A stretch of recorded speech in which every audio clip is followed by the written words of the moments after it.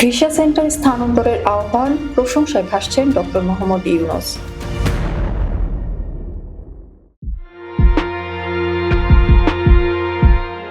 বাংলাদেশিদের জন্য ইউরোপীয় ইউনিয়নের সদস্য রাষ্ট্রগুলোর ভিসা সেন্টার দিল্লি থেকে সরিয়ে ঢাকায় অথবা প্রতিবেশী অন্য কোনো দেশে স্থানান্তরের অনুরোধ জানিয়েছেন অন্তর্বর্তী সরকারের প্রধান উপদেষ্টা অধ্যাপক ডক্টর মোহাম্মদ ইউনূস। সোমবার দুপুরে প্রধান উপদেষ্টার কার্যালয়ে ইউরোপীয় ইউনিয়নের ২১ জন রাষ্ট্রদূত সাক্ষাৎ করতে গেলে এই অনুরোধ জানান তিনি।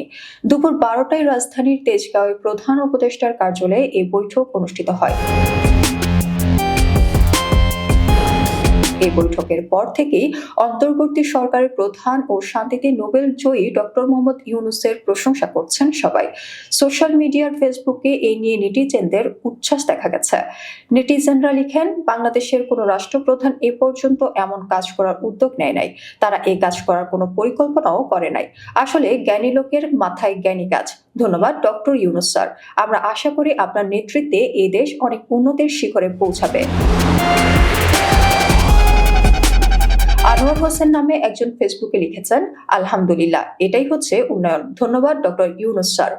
রবিউল হোসাইন নামে একজন লিখেছেন, নিঃসন্দেহে দেশ ও জাতির জন্য ভালো পদক্ষেপ হবে এটা। সঠিক একটা সিদ্ধান্ত নেওয়ার জন্য প্রধান উপদেষ্টা ডক্টর মোহাম্মদ ইউনূস স্যারকে ধন্যবাদ জানাই।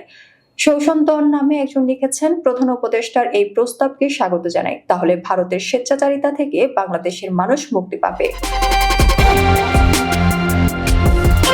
প্রসঙ্গত, গতকাল ২.৫ ঘণ্টা ব্যাপী বৈঠকে প্রধান উপদেষ্টা প্রফেসর ডক্টর মোহাম্মদ ইউনূস বাংলাদেশিদের জন্য ভিসা সেন্টার দিল্লি থেকে সরিয়ে ঢাকায় অথবা প্রতিবেশী অন্য কোনো দেশে স্থানান্তরের জন্য ইউরোপীয় ইউনিয়নের কূটনীতিকদের অনুরোধ জানান।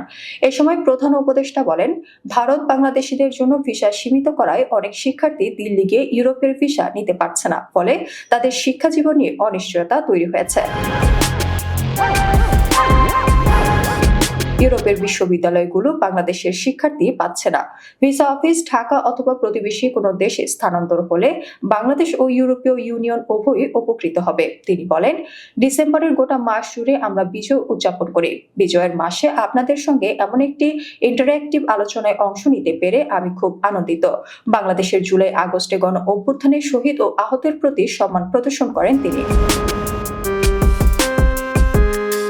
এই সময় তিনি গত ১৬ বছর ধরে অত্যাচার, শোষণ, বলপূর্বক গুম, মানবাধিকার লঙ্ঘন সম্পর্কে সংক্ষেপে তুলে ধরেন। তিনি অর্থনৈতিক শ্বেতপত্রের বিষয় উল্লেখ করে দুর্নীতি, অর্থ পাচার এবং ব্যাংকিং সিস্টেমকে কিভাবে বিপর্যস্ত করা হয়েছিল সেসব কথা জানান। বাংলাদেশ সম্পর্কে ব্যাপক আকারে অপতথ্য ছড়ানো হচ্ছে বলে উল্লেখ করেন তিনি। প্রধান উপদেষ্টা বলেন, আমরা এই মিস ইনফরমেশন ঠেকাতে আপনাদের সহযোগিতা কামনা করি। জুলাই গণ অভ্যুত্থানে দেশ থেকে পালিয়ে যেতে বাধ্য হওয়া স্বৈরাচারী শেখ হাসিনা ও তার সহযোগীরা যে ব্যাপক টাকা পাচার করে নিয়ে গেছে, তা দিয়ে তারা দেশকে অস্থিতিশীল করার চেষ্টা করছে বলেও জানান তিনি।